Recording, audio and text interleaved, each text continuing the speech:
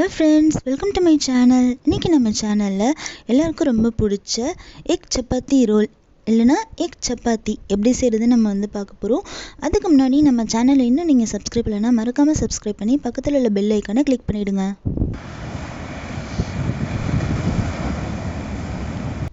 First ஒரு plain Pavul எடுத்துக்கலாம். அதில் ஒரு முட்டையை உடைச்சி ஊற்றிக்கலாம்.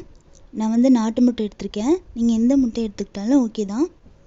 இந்த ரெசிபி ரொம்ப சிம்பிளாக இருக்கும், ரொம்ப குயிக்காக செஞ்சு முடிச்சிடலாம்.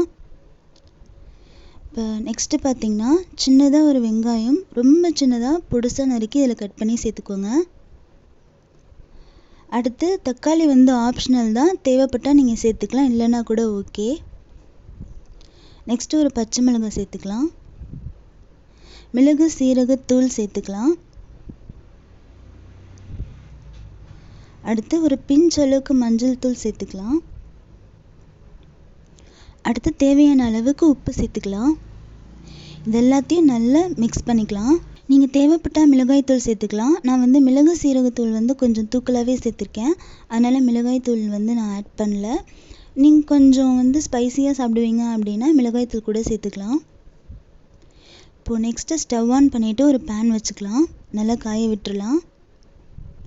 காய விட்டுட்டு நம்ம ஆல்ரெடி சப்பாத்தி செஞ்சுருக்கோம் இல்லையா, அந்த சப்பாத்தி இதில் வச்சுக்கலாம்.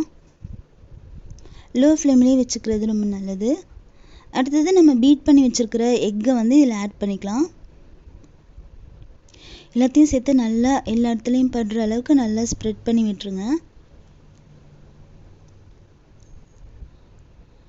இப்போது இதை ஒரு மூடி போட்டு மூடி வேக விட்டுடலாம்.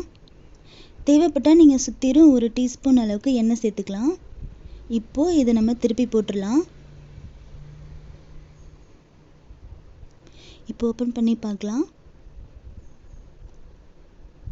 இப்போ எக் நல்லா வெந்திருக்கும்.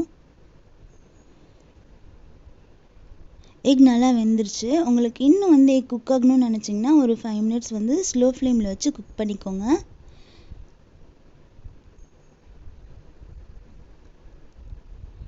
இப்போது எக் நல்லா குக் ஆனதும் ஸ்டவ் ஆஃப் பண்ணிக்கலாம். பாருங்கள், எக் நல்லாவே கலர்ஃபுல்லாக குக் ஆகிடுச்சு.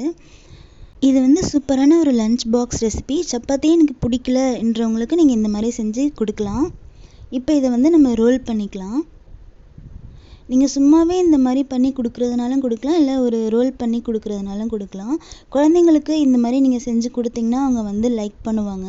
நீங்கள் இந்த மாதிரி ஃபுல்லாக ரோல் பண்ணி கொடுக்கலாம், இல்லைனா இதை 3 ஹாஃபாக கட் பண்ணி கூட நீங்கள் குழந்தைங்களுக்கு கொடுத்து அனுப்பலாம். அவங்க ரொம்ப விரும்பி சாப்பிடுவாங்க. ரெசிபி கண்டிப்பாக உங்களுக்கு பிடிச்சிருக்குன்னு நினைக்கிறேன். மறக்காமல் நம்ம சேனலை சப்ஸ்கிரைப் பண்ணிவிடுங்க. Thank you tears.